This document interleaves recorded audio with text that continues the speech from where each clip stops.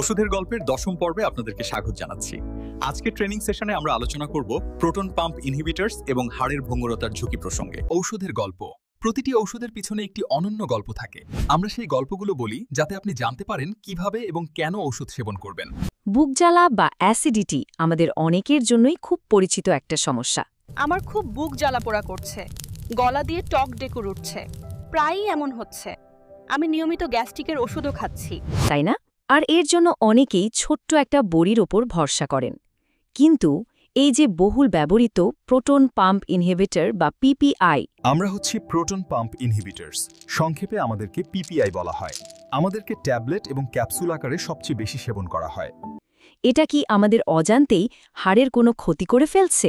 Proton pump inhibitors হলো এক ধরনের ওষুধ যা সাধারণত দীর্ঘমেয়াদী ব্যবহারে হাড় ভাঙার ঝুঁকি বাড়াতে পারে, বিশেষ করে নিতম্ব, কবজি এবং মেরুদণ্ডে। চলুন এই আপাতদৃষ্টিতে নিরীহ বড়িটার পেছনের আসল ব্যাপারটা একটু জেনে নেওয়া যাক।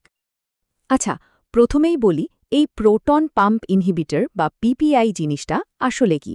প্রোটন পাম্প ইনহিবিটরস হলো এক ধরনের ওষুধ যা পেটের প্যারাইটাল কোষে অবস্থিত প্রোটন পাম্পের কার্যকারিতা বন্ধ করে অ্যাসিড উৎপাদন বন্ধ করে। সহজভাবে বললে এগুলো এমন কিছু ঔষধ যা আমাদের পাকস্থলীর ভেতরের অ্যাসিড পাম্পগুলোকে ব্লক করে দেয়, ফলে অ্যাসিড উৎপাদন অনেক কমে যায়। আর এ কারণেই জিইআরডি বা অ্যাসিড রিফ্লাক্সের মতো সমস্যায় লক্ষ লক্ষ মানুষ এর উপর নির্ভর করেন। আমার খুব বুক জ্বালা পোড়া করছে, গলা দিয়ে টক ডেকুর উঠছে, প্রায়ই এমন হচ্ছে। মনে হচ্ছে আমার পেটের অ্যাসিড রিফ্লাক্স হচ্ছে। কিন্তু এখানে একটা বড় প্রশ্ন চলে আসে, বুকজ্বালা থেকে এই যে দ্রুত স্বস্তি পাওয়া যাচ্ছে, এর কি কোনো দীর্ঘমেয়াদী মূল্য দিতে হতে পারে, বিশেষ করে আমাদের হাড়ের স্বাস্থ্যের জন্য? আজকের এই বিশ্লেষণে আমরা ঠিক এই সংযোগটা নিয়েই কথা বলবো। আপনার হাইপার অ্যাসিডিটি হয়েছে, আমি প্রোটন পাম্প ইনহিবিটর অর্থাৎ রেবিপ্রাজল ট্যাবলেট লিখে দিচ্ছি, নিয়মিত সেবন করবেন। আমরা ধাপে ধাপে এগোব। প্রথমে দেখব কেন এই ঔষধগুলো এত জনপ্রিয়। তারপর হাড় ভাঙার ঝুঁকির ব্যাপারটা আর তার পেছনের বিজ্ঞানটা বুঝব। এরপর দেখব কাদের ঝুঁকি বেশি এবং সবশেষে ঝুঁকি কমানোর জন্য কি করা যেতে পারে তা নিয়ে আলোচনা করব। তাহলে চলুন আমাদের প্রথম পর্ব শুরু করা যাক। কেন এই পিপিআই এত বেশি ব্যবহৃত হয়? ম্যাডাম, আমি তো অনেকদিন ধরে রেবিপ্রাজল সেবন করছি। আপনি প্রতিদিন একটি ট্যাবলেট খাবারের আগে কিংবা পরে সেবন করবেন, সর্বোচ্চ 8 সপ্তাহ পর্যন্ত সেবন করতে থাকেন। এটি খুবই কার্যকরী একটি পিপিআই। উত্তরটা খুব সহজ, কারণ এগুলো সত্যিই খুব কার্যকর। পিপিআই পাকস্থলীর অ্যাসিড উৎপাদন প্রায় বন্ধই করে দেয়, যা বুকজ্বালা বা জিইআরডি মতো কষ্টকর পরিস্থিতি থেকে খুব তাড়াতাড়ি মুক্তি দেয়। আর এই কার্যকারিতার জন্যই বিশ্বজুড়ে সবচেয়ে বেশি প্রেসক্রাইব করা ওষুধগুলোর মধ্যে এটা একটা। বিশ্বজুড়ে মানুষের হাইপার অ্যাসিডিটি এবং গ্যাস্ট্রোইসোফেজিয়াল রিফ্লাক্স ডিজিজ ব্যবস্থাপনার জন্য পিপিআই সবচেয়ে কার্যকর ওষুধ। বেশ, এখন আমরা আমাদের আলোচনার একদম কেন্দ্রবিন্দুতে চলে এসেছি।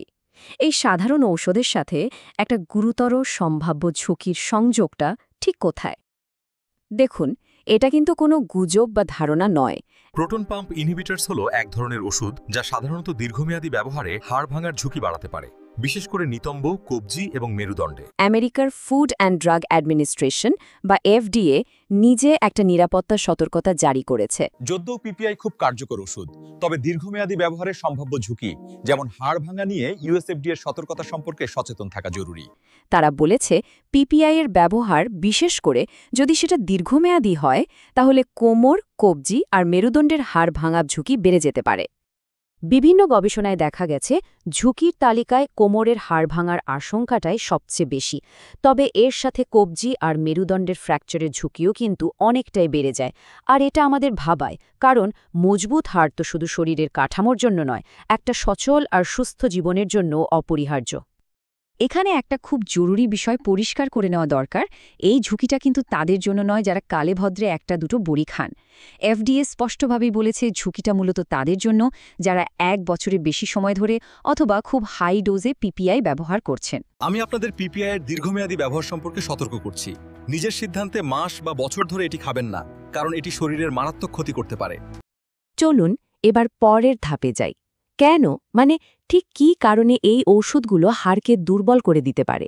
এর পেছনের বিজ্ঞানটা বোঝাটা কিন্তু খুব জরুরি। দীর্ঘমেয়াদী পিপিআই ব্যবহারে হাড় ভাঙার ঝুঁকি বাড়তে পারে। 1. ক্যালসিয়াম শোষণ হ্রাস। পিপিআইস পেটে অ্যাসিডের পরিমাণ কমিয়ে দেয়, যা হাইপোক্লোরহাইড্রিয়া সৃষ্টি করে। ক্যালসিয়াম শোষণের জন্য কিছুটা অ্যাসিডিক পরিবেশ প্রয়োজন।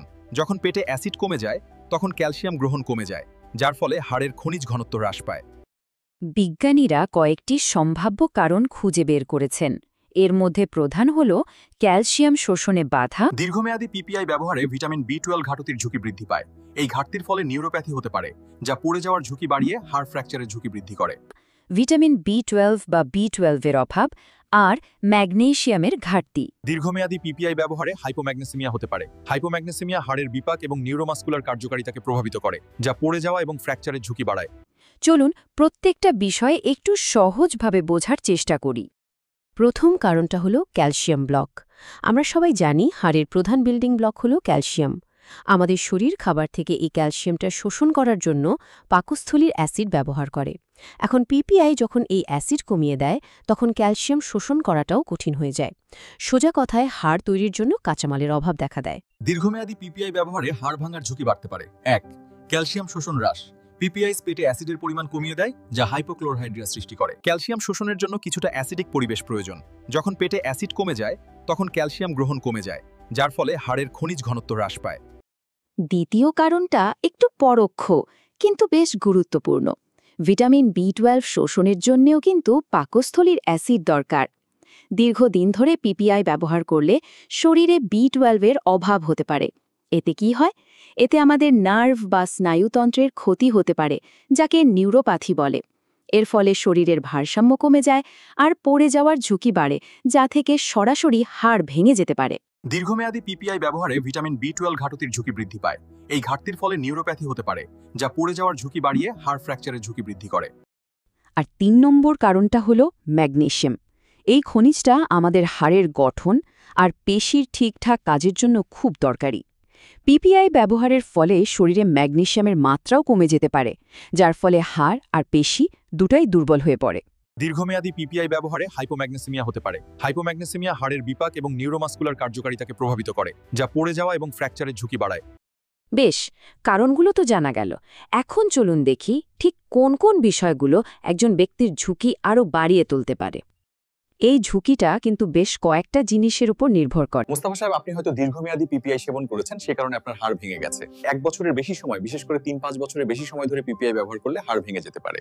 যেমন কতদিন ধরে ঔষধটা ব্যবহার করা হচ্ছে, 1 বছরের বেশি হলেই ঝুঁকিটা বাড়ে। ডোজ কতটা নেওয়া হচ্ছে, বেশি ডোজে ঝুঁকিও বেশি। বয়সও একটা বড় ফ্যাক্টর। সাধারণত 50-এর বেশি বয়সীদের মধ্যে এই ঝুঁকিটা বেশি দেখা যায়। শুধু তাই নয়, কর্টিকোস্টেরয়েডের মতো অন্য কোনো ঔষধ চললে বা ধূমপানের মতো অভ্যাস থাকলে ঝুঁকিটা আরও বেড়ে যেতে পারে। তাহলে পুরো বিষয়টা এক কথায় বললে কি দাঁড়ায়? মূল কথাটা হলো, মাঝে মাঝে দরকার পড়লে দোকান থেকে কিনে স্বল্পমেয়াদে পিপিআই ব্যবহারে ঝুঁকিটা তেমন চিন্তার কিছু নয়। কিন্তু যখন কেউ ডাক্তারের পরামর্শে 1 বছরের বেশি সময় ধরে বিশেষ করে হাই ডোজে এই ঔষধ সেবন করেন, তখন ঝুঁকিটা কিন্তু বেশ বাস্তব আর গুরুতর হয়ে ওঠে। যদি পিপিআই উচ্চ মাত্রায় বা দিনে 2 বার নেওয়া হয় এবং আপনার বয়স 50 বছরের বেশি হয়, তাহলে কর্টিকোস্টেরয়েড বা ডায়োরেটিক্স সেবনে হাড় ভাঙার ঝুঁকি বাড়তে পারে। এছাড়াও নিয়মিত ধূমপান, কম শারীরিক কার্যকলাপ এবং কম ক্যালসিয়াম ভিটামিন ডি গ্রহণ হাড় ভাঙার কারণ হতে পারে। তবে ভালো খবর হলো, সচেতন থাকলে এই ঝুঁকি অনেকটাই কমানো সম্ভব। চলুন আমাদের শেষ পর্বে যাই এবং আলোচনা করি যে কিভাবে একটা সক্রিয় স্বাস্থ্য পরিকল্পনা তৈরি করা যেতে পারে। যদি দীর্ঘমেয়াদে পিপিআই নিতেই হয়, তাহলে কয়েকটা জরুরি পদক্ষেপ নেওয়া উচিত। হাড় ভাঙার ঝুঁকি কমাতে নিম্নোক্ত পদক্ষেপগুলি নেওয়া যেতে পারে। সর্বনিম্ন কার্যকর ডোজ এবং স্বল্পতম সময়ের জন্য পিপিআই সেবন করা উচিত। এছাড়াও জিআর চিকিৎসার জন্য চাহিদাভিত্তিক পিপিআই সেবন করা, ক্যালসিয়াম সাইট্রেট এবং ভিটামিন ডি সাপ্লিমেন্ট গ্রহণ করা, উচ্চ ঝুঁকিপূর্ণ রোগীদের হাড়ের স্বাস্থ্য পরীক্ষা করা, যেমন ডাক্তারের সাথে কথা বলে সবচেয়ে কম ডোজটা খুঁজে বের করা, যেটা কাজও করবে আবার ক্ষতিও কমাবে। স্মার্টলি সাপ্লিমেন্ট নেয়া, নিয়মিত হাড়ের স্বাস্থ্য পরীক্ষা করা, আর সবচেয়ে জরুরি হলো কিছুদিন পর পর ডাক্তারের সাথে বসে এটা পর্যালোচনা করা যে ঔষধটা আসলেই এখনও দরকার আছে কিনা।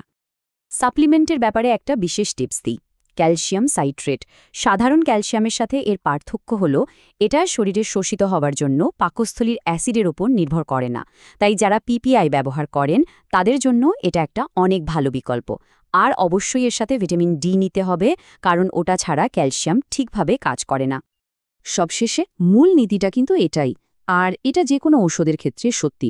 লক্ষ্য হল সর্বনিম্ন কার্যকর ডোজটি খুঁজে বের করা এবং সম্ভাব্য সবচেয়ে কম সময়ের জন্য তা ব্যবহার করা। তাই এই পুরো আলোচনার শেষে একটা প্রশ্ন কিন্তু থেকেই যায়, আমরা কি আমাদের দীর্ঘমেয়াদী ওষুধের তালিকা আর সেগুলোর প্রয়োজনীয়তা নিয়ে ডাক্তারের সাথে নিয়মিত কথা বলি? হয়তো অনেকেই বলি না, কিন্তু নিজের স্বাস্থ্যের ব্যাপারে এইটুকু সক্রিয় থাকাই আসলে সবচেয়ে বড় সুরক্ষা। ঔষধের গল্প। নিয়মিত ঔষধের গল্প শুনতে এবং ঔষধের রিভিউ দেখতে আমাদের ইউটিউব চ্যানেল সাবস্ক্রাইব করুন, শেয়ার করুন, ফেসবুকে ফলো করুন।